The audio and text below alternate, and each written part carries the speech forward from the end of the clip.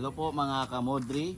Andito tayo ngayon sa Bicolandia at dito sa kung saan kami naroroon ngayon sa mismong specific na location po natin. Andito tayo sa Kitinan Hills. Nasasaksihan po natin yung ganda ng Mount Mayon na minsan lang po namin mapasyalan ang Bicolandia.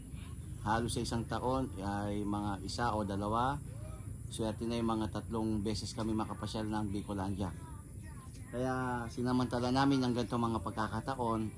Nakasama po namin ang isa sa mga co-driver po natin, ang kamodri natin na si Eagle Star,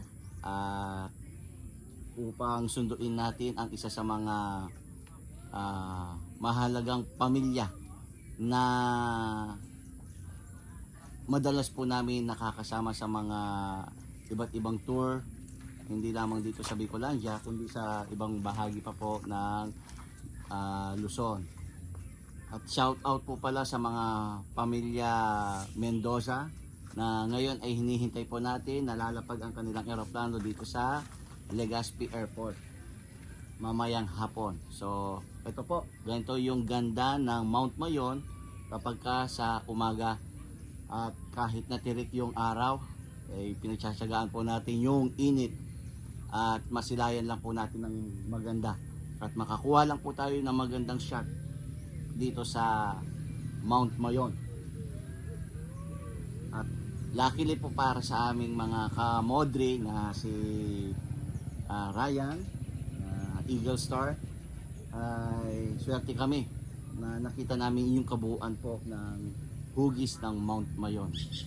At doon po sa mga guests po namin na laging mahilig mag-tour, i-consider po ninyo ang lugar ng Bicolandia at shout out po sa mga tourism po ng Bicol.